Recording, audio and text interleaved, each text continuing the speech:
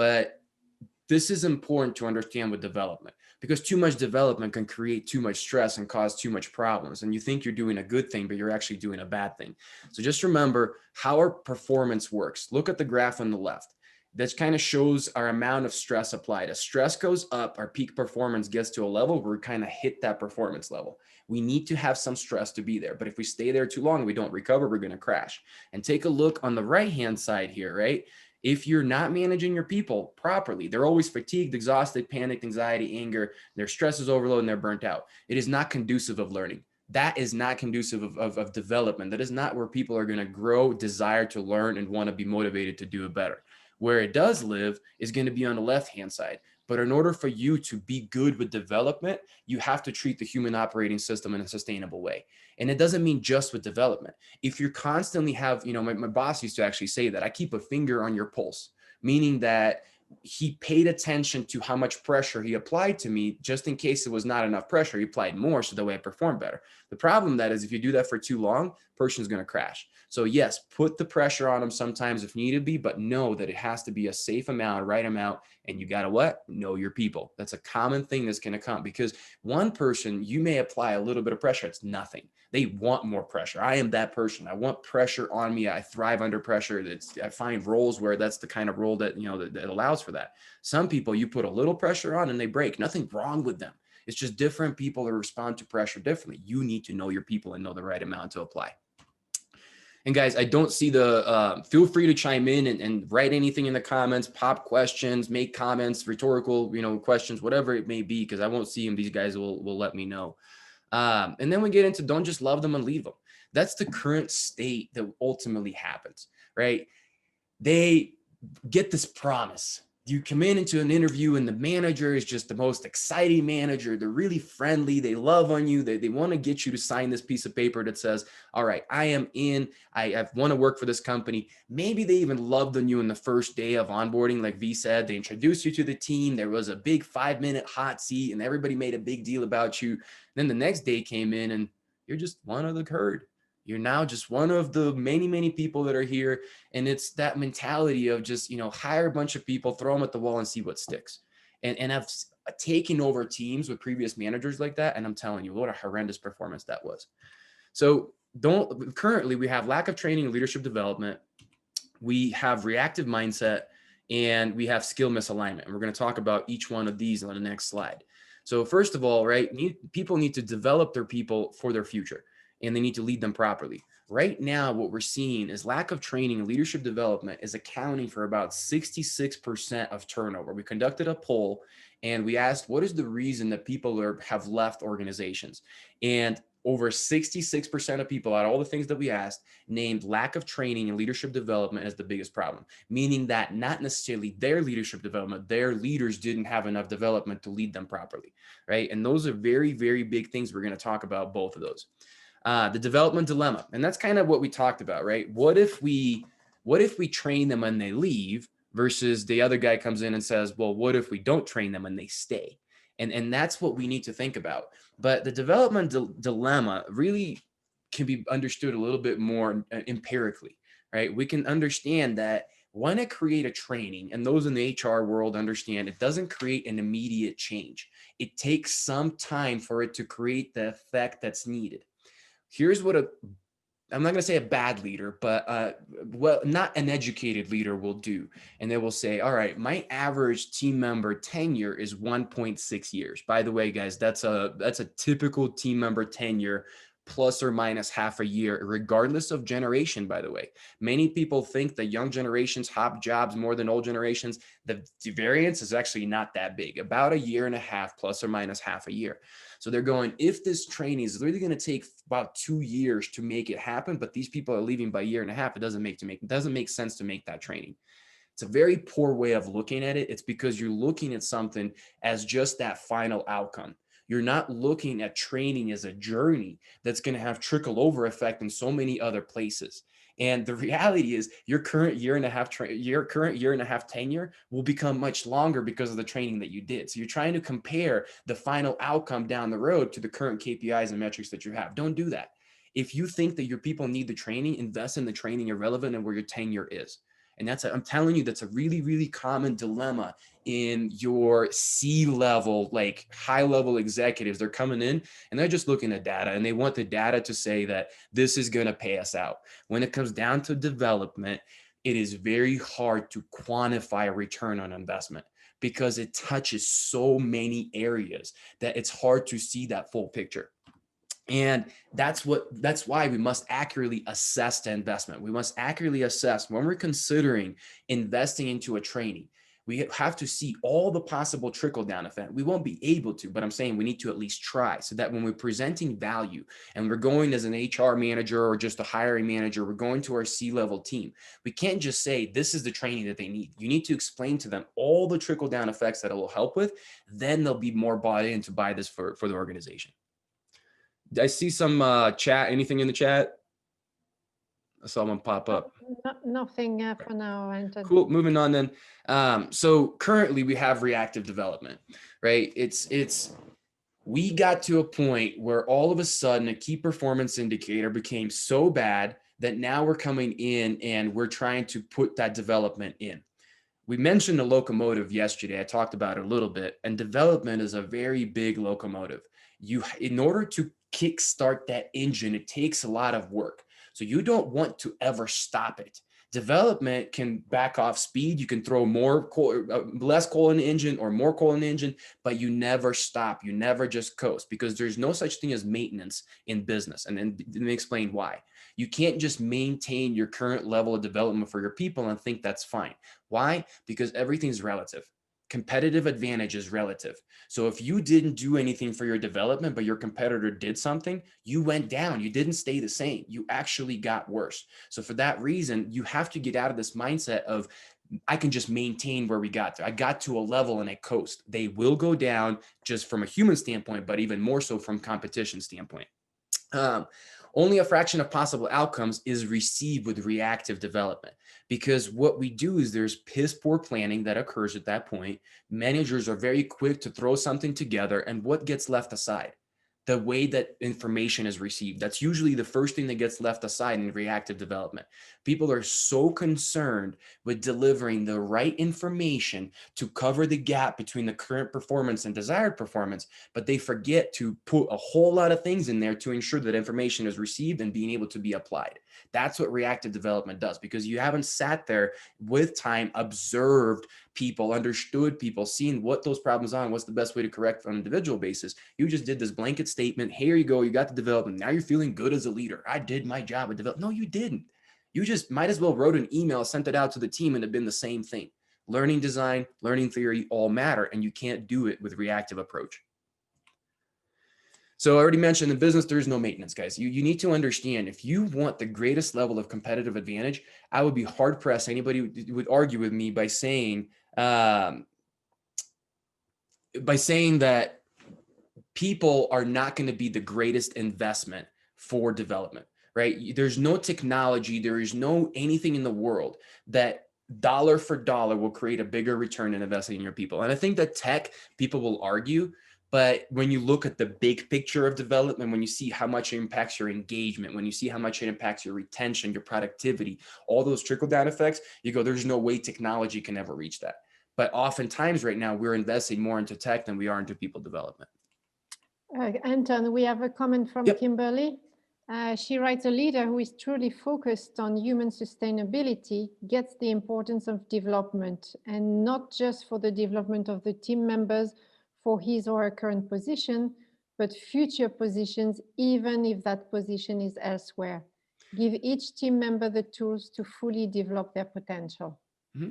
It's understanding, right, that some team members, I forget what the saying, some people come in for, a year, some come in for a season, but if we lead people with humanly sustainable way, they'll be there for a reason, right? And that's, I changed that a little bit. It wasn't, human sustainability wasn't there before I threw that in.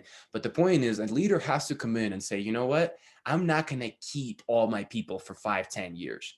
I may have some here for 6 months. I may have some here for 5 years, but the way that I treat my people that are only here for 6 months will matter to those people that are here for 5 to 10 years. So you can't have this different approach to people. You have to develop everybody, and you have to come with the understanding that if they leave me, it's not personal.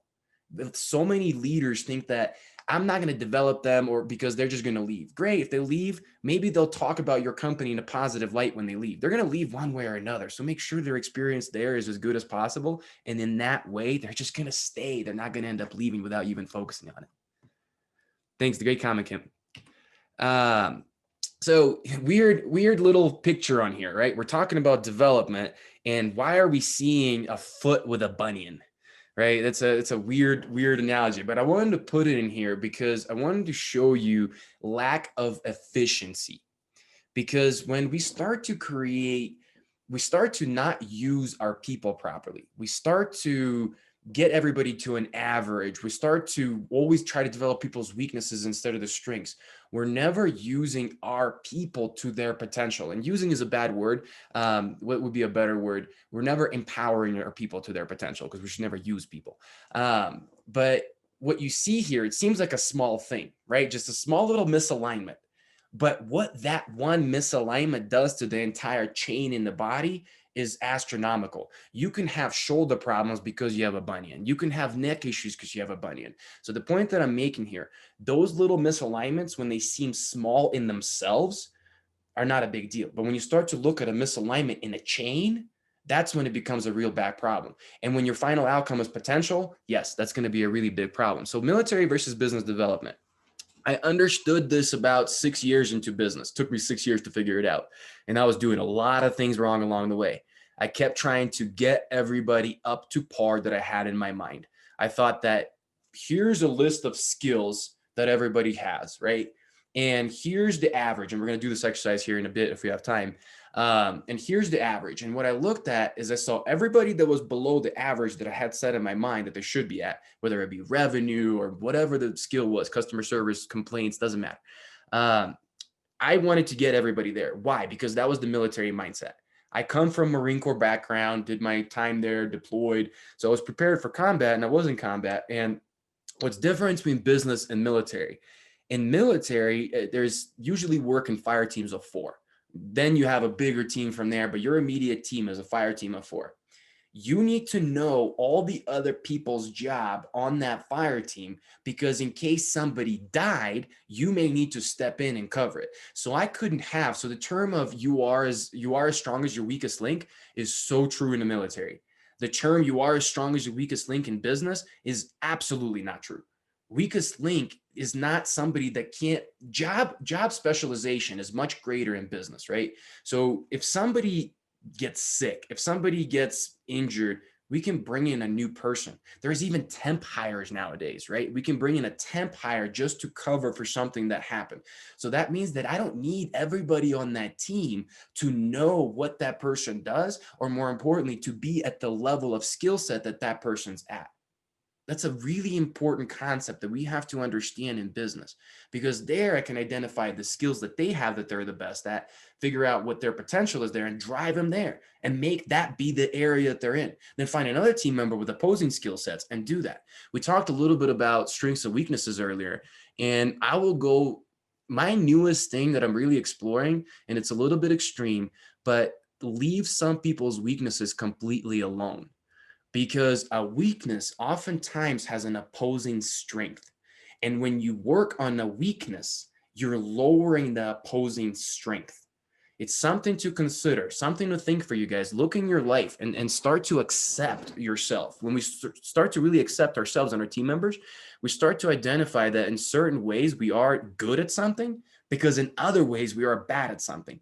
And by fixing the bad, we're actually lowering and adapting our natural strengths. And sometimes that's not a good thing.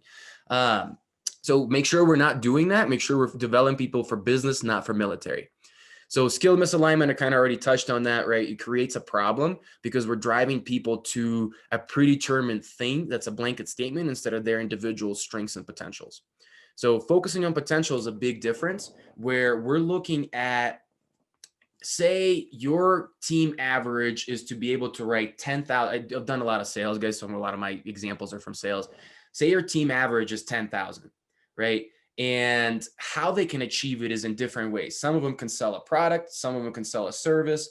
And this, you have a team member that's underperforming and they're only hitting 5 in total. And you're going, okay, if I really focus on both, teaching them to sell products and services, it makes sense logically that I would get them over 10 much faster.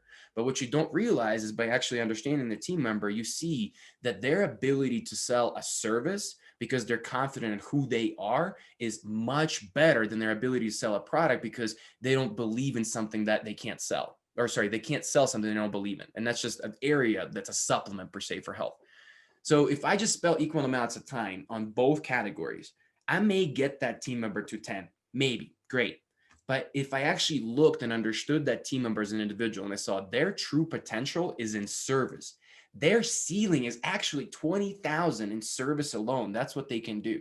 Let this product thing go. Don't worry about it because I got another team member that's really good at selling products. I'm going to give them more leads in that area, more tasks in that area, while the team member that is really good at selling service, I'm going to invest into them. And guess what? Down the road, you're going to see how I'm going to use this person, I say use, empower this person to lead others that need to be developed in service because I utilized their strengths and I made them feel so good about it instead of constantly reminding them how they're weak in this other thing. So just something to consider. Anton, sorry to interrupt. We have again 2 comments. One Let's do it. Camberley, who says, love that, Anton, enhance your strength instead of focusing on the weakness. And Jimmy, who says as well, true, Anton, one's weakness can be strength of other, part of teamwork, understanding and respecting the limitation and use it to doing their tasks. What do you guys think about that, right? The concept of leaving a weakness alone, because if you develop it, you can potentially make an opposing strengths lower. Think about that. And if you guys can come up with some examples that come to mind where that's relevant so people can kind of, understand it better, I would love to see them in comments and you guys say what it is. So next thing we're going to do, I'm going to run you guys through a quick exercise here. And I got to share a screen. Getting serious. Well, there's gotta stop this one. Okay. Switching technology right now. Bear with me. We all know that that's not a thing I'm very good at. So we're gonna do an exercise right now. I'm trying to pull up a whiteboard as soon as I figured out how to expand my screen. I don't know where my share button went. Screen. Okay, there it is. All right. All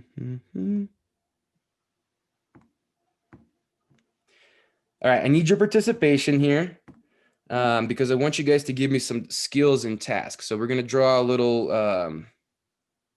line here on the board or a graph.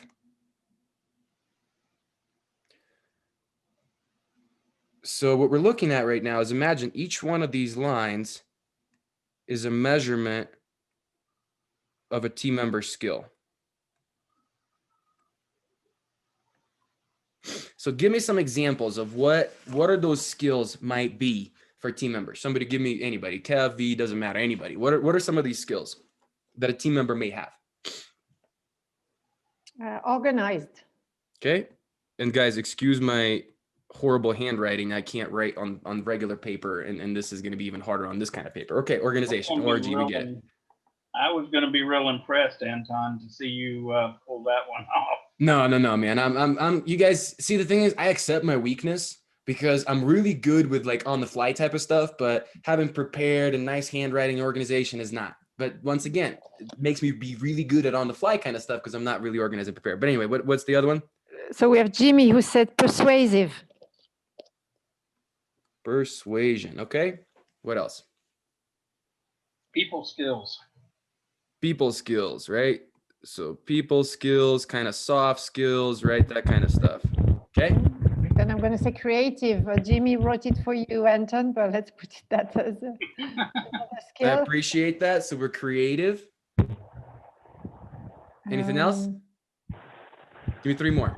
Analytical. And great. There we go. Now we're getting to a good one because we're thinking about opposing skills, right? Normally somebody's going to be either very creative or very analytical. You're usually not going to have somebody that's both. Any others? Jimmy mentioned IT skills.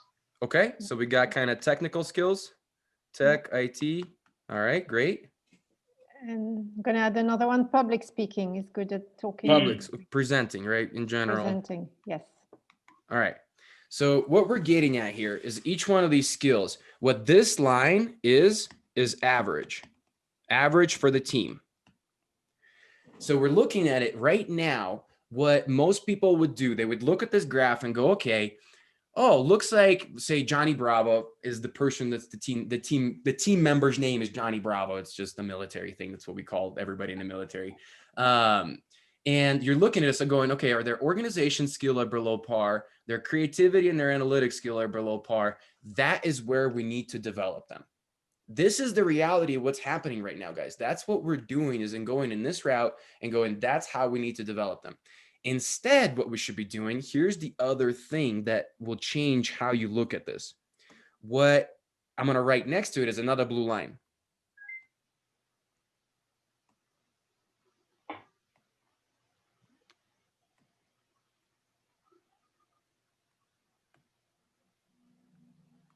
Right? So the blue line represents their potential. Does that change how you look at this graph now? Because as an example, before you said creativity was something they needed to work at, but they are not a creative person. They don't have a creative bone in their body. They're just all analytics, all brain, all numbers, all kind of, systems. So should you really be spending time on that team member and really, most importantly, wasting their time in developing in something that they're never going to be good at?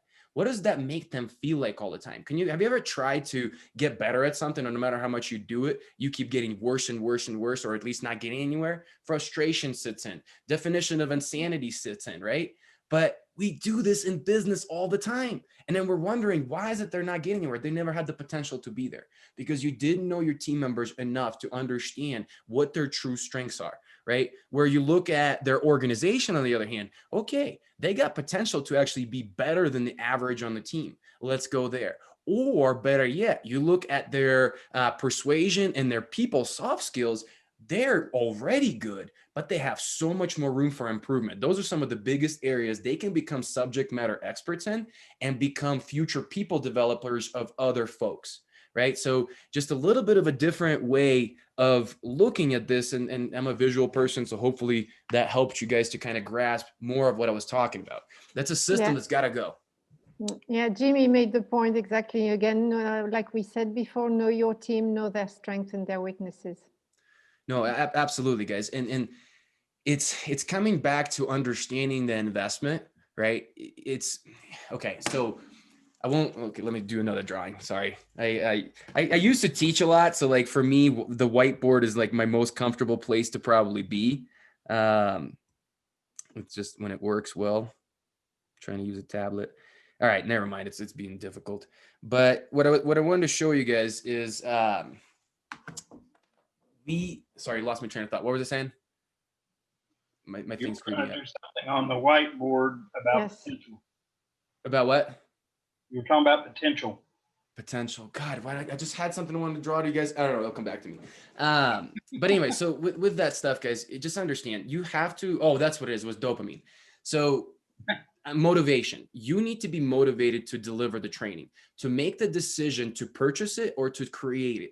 You need to be motivated to do so. And this is strictly talking to the leaders right now.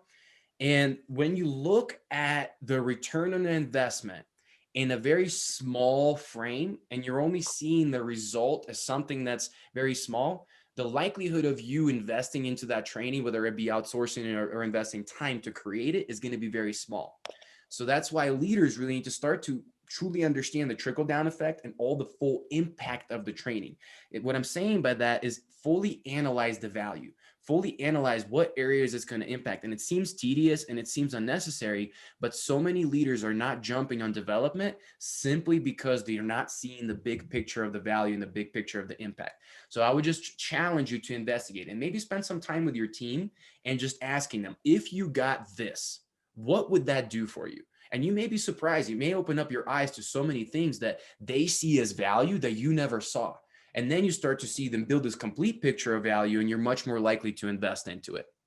So that's really all that I had. I'm going to be a little bit shorter on this one because I got a longer one with Life Plan coming up. So let's take a break here. If anybody has any questions, may need to bring out the Anton, crayons. Yeah. before we break, just remember that look at return on investment. And there is so much data to support that development is always a positive return on investment, in not just in intangibles, but in monetary sense. That people need to really consider that. We, in economic hard times, one of the first things we want to throw out is training and development. And it's so backwards, and especially backwards to being humanly sustainable. We got that one turned upside down. Great point, Kevin. And like I said, the more you understand your people and their value, the more you'll see that. Because a lot of times we take a limited perspective. We see a small thing of what the whole piece can be. So talk to your peeps, understand their needs. We talked about a lot about this in the panel discussion, but we didn't mention one thing: ask your people.